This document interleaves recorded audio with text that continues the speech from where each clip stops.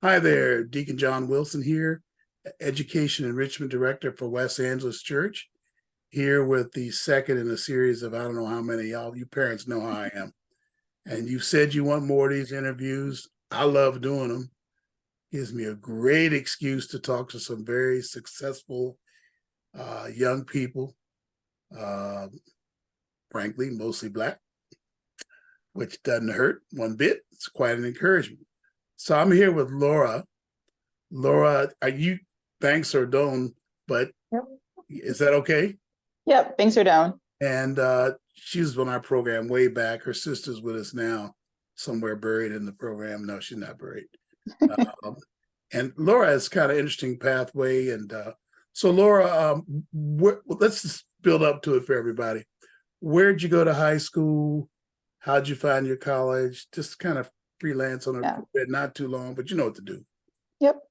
So I went to St. Mary's Academy, which is the same school. What tie color? Hold on now. I was a blue tie. Okay, my mother's a red tie. People wear me out in the comments, but I don't do that. Go ahead. But it was my mother's alma mater. I have a bunch of relatives that went there, and my sister's now the newest member, green tie.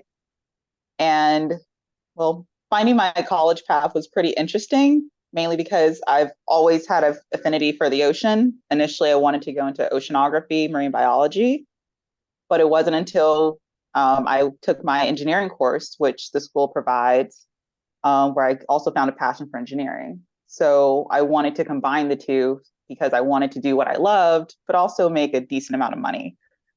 And yeah. I like those little career programs St. Mary's has, and they've doubled down on those, by the way.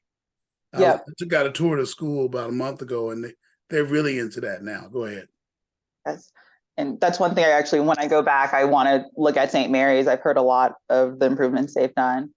But I ended up finding ocean engineering while looking for that combination. And it had a lot of subcategories, which when we talk about my college career, we can go into. And that's kind of how I found it. I actually ended up taking the engineering program, and the engineering program is actually what led to my current career because I had a few internships through my engineering program. Ah, okay. And what was science and math for you like in high school? I think I remember, but go ahead anyway. Yeah. Well, I've always loved sciences and math. I usually consider them some of my strongest subjects.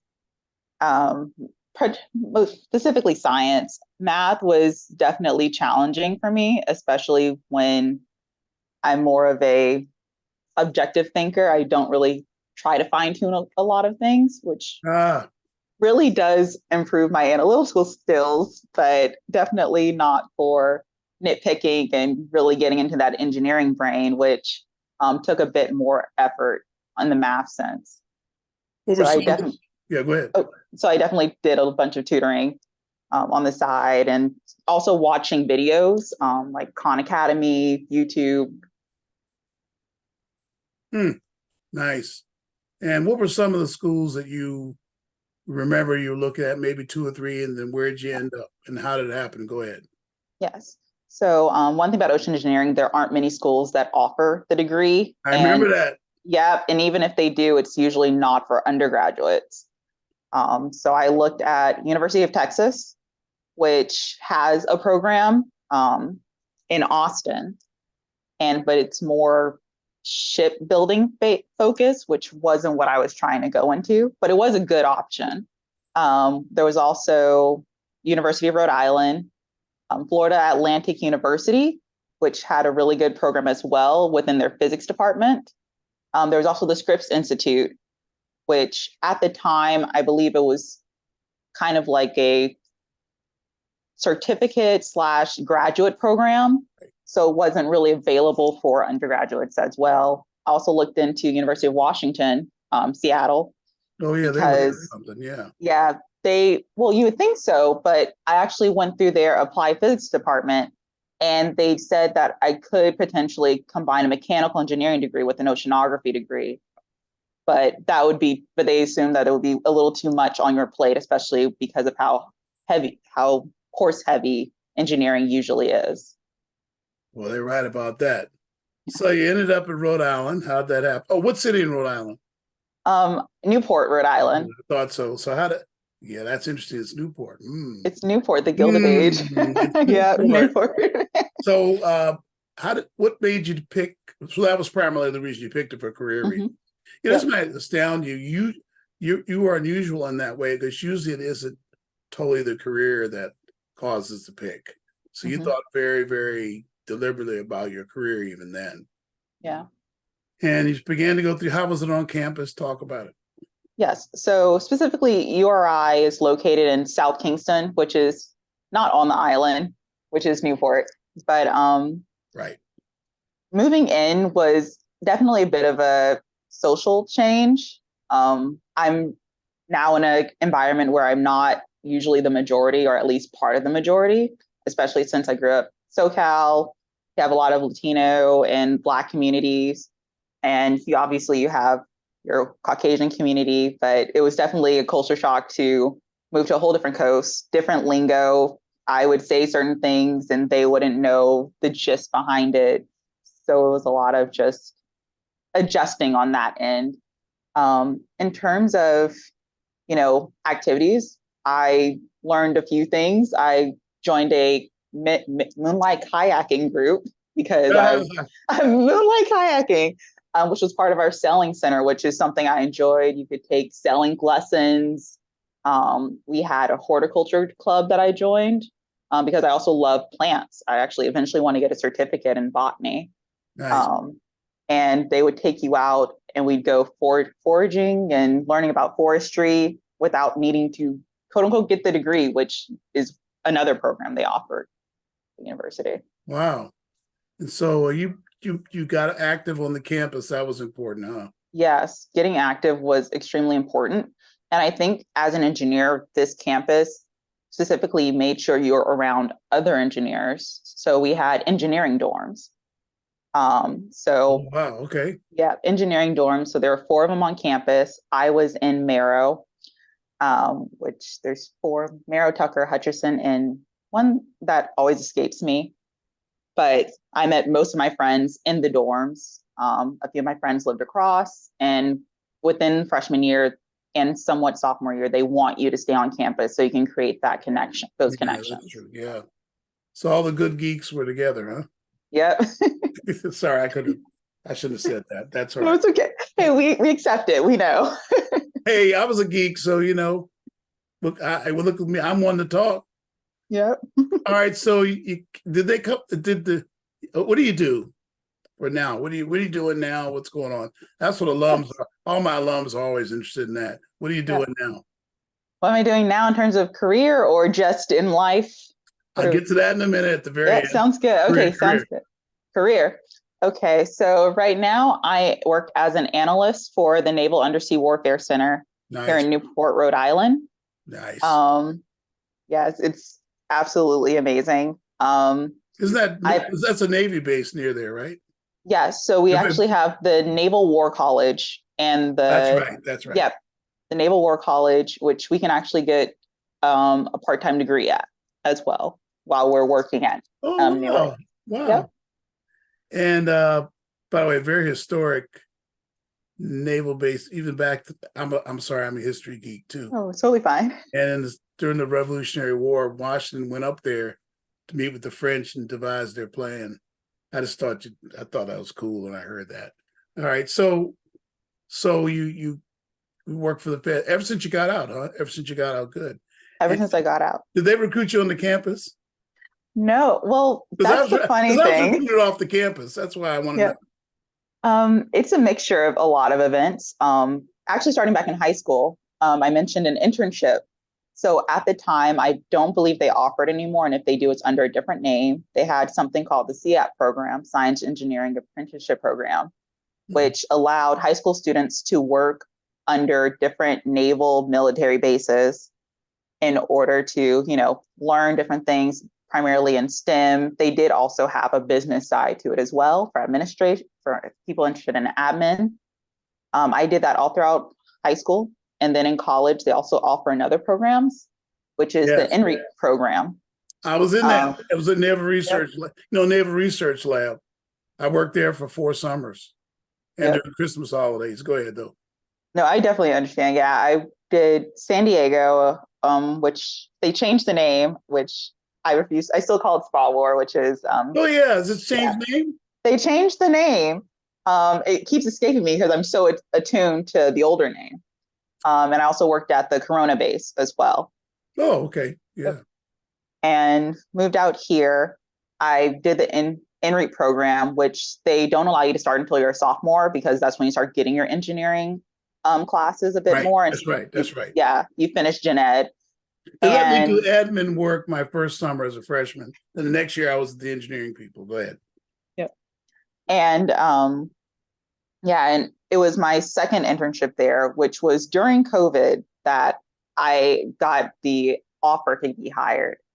I didn't really consider working at Newick in terms of my list of places until I went to a career fair where I saw the Newick desk and went up there, and no one from the code that I currently work in, which focuses on the underwater environment, was there. And so they put me in connection with the deputy department head of my current department.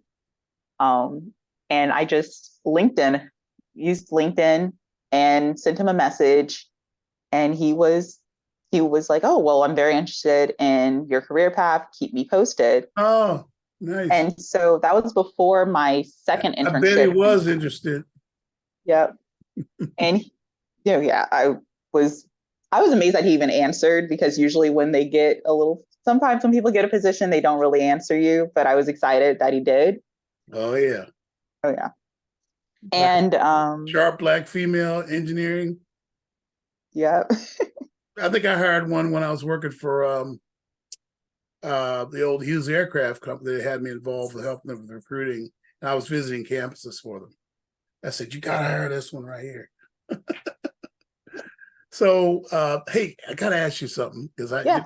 you don't meet a real life ocean engineer very much.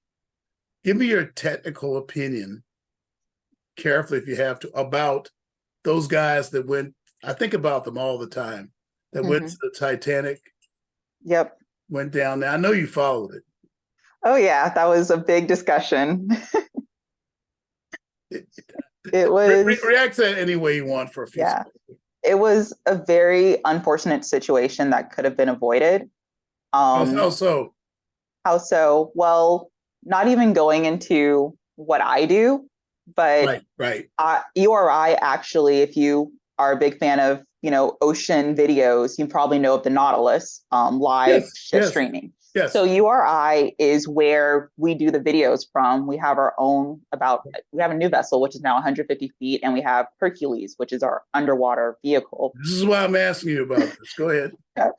And another thing is that we're also partnered with the group that has a submersible that people can go into to take them to certain depths. What we found is that it's completely preventable situation, because a lot of the requirements and constraints that make an underwater vehicle like that safe were completely avoided. Because it was, cutting costs really was which led to this result, which is unfortunate. But this is why we have these rules in place. Yeah, I thought they were cutting corners. Yes. We stopped hearing about it. I bet that was the reason. Yeah, I just wanted to ask an expert that, because, as an engineer, I felt there was something we were missing. Yeah. All right. Well, so what about your life? What's going on? Well, there's a lot going on. Let's don't shock your parents now. They might see this. I'm not going to shock them. Well, they know about everything I'm currently doing. All right, go ahead. But on the weekends, I work at this bakery, just for fun, but also Is that like a hobby? You bake? I do not bake. I actually work the register. Eventually, I'm going to ask to bake, but it was mostly a little foot in the door. But I adore the bakery I work at. It's actually one of the most highly rated bakeries in the state. So I like bakeries. I should. Oh, you should. You should. It's absolutely delicious. Let me guess. You want to run one? I actually want to. I No, want to you can run tell a Deacon pop Close. up tea shop. I want to Oh, own okay. a pop up tea shop. Maybe a little bit later because my current child that I'm nursing is my violin. I've had a violin since eighth grade, I and remember that. yep, and I'm finally learning to play it. Well, This it's a viola, it's a violin though. violin, yep. And there's an amazing program that a coworker told me about where for about $200, you can take 15 lessons. They have different levels, beginner, intermediate, advanced. And it's 15-week course. And I'm doing amazing. I'm enjoying it. I love the group that I'm in. And it's just another thing. I always say, love your job, but get a job that also can fund the other things you love. You So, know, I guess I want you to help me with something later on that. I yeah. have this opinion that passion and career is different, but they're Mhm. related. And I Yep. encourage students to take their passions with them all the way through. Like I'm a history buff. I've loved history for so long, and it's still with me. I feel like I'm a historian. I've read and listened to so many books, especially during the pandemic. But I'm really glad that you are saying this and you have things you like, you're exploring yourself still, but yet you have a career too. I hope that that's coming through to the alums that are seeing this and to the kids that are in high school that are trying to figure out their career. Yeah. You can carry your passion with you, right? Yeah. Right. Definitely. I still have that love for, marine biology. I still have a love for that. Sure. Doesn't go away. And it never goes away. So on the side, I sit in on docents, which pretty much it's a website that a few of my professors are a part of when I was taking my acoustics courses, um, with an underwater sound. And they have a lecture series, and I sometimes will still log in. They're all free, and I'll listen to a few of them because that's another interest I have. Now I'm gonna go ahead and tell you now. The parents already know we have this new building behind the cathedral we're gonna move into, and I'm doing some awesome things the week or two that we move in. And one of the things I want to do is I want to do a virtual, and I'm gonna have some people virtual, some live. I want to do a panel of young STEM people, engineering, pre-med, maybe about 3 or 4, and let people ask y'all questions, and I think you'll be great for that. So this is like an audition for that. No, I wasn't. Anything else you want to say to high school students that are, looking up at a tech career and come out of pandemic? They may love science, do well in science, but they're struggling in math. They got to get better, and I'm working with them. Just Yeah. give them give them some. What do you want to say? Yeah. I think starting on just in general, um, I think it's just a good career look into every option that interests you, but also ones that you can build your career up with. I kind of see that in the same way as how some people get their associate's degree at like a community college or go to a Right. community college in order to prepare for an undergrad. Um, because sometimes you need that buffer to get you into the door. Um, Another thing is to look also at employment in the federal government. I A lot of totally agree people with you. a lot of people go into private industry, which is good. I mean, good pay. But when you look at, I know people who work at Apple, Google, and it feels like they don't have time outside of work because they're on call on weekends, random periods of the day. With the federal government, you have that I work 8 hours, I can work more, but I'm also getting benefits from that. I get credit hours, which can go to me taking leave. I'm actually taking all of next week off because I've managed to accrue enough to do that. Um, but also the travel opportunities. I've met Yeah, people from across right. the world. I know people who've gone to Japan. I know people who've gone to Antarctica, like insane places just to work. And it's actually a very good thing. Yeah. I had the same thought exactly 1 week ago. I was invited, it's a long story how, to the Space Systems Command here in El Segundo at LA Air Base. And of course, Space Force is now a separate branch of the military.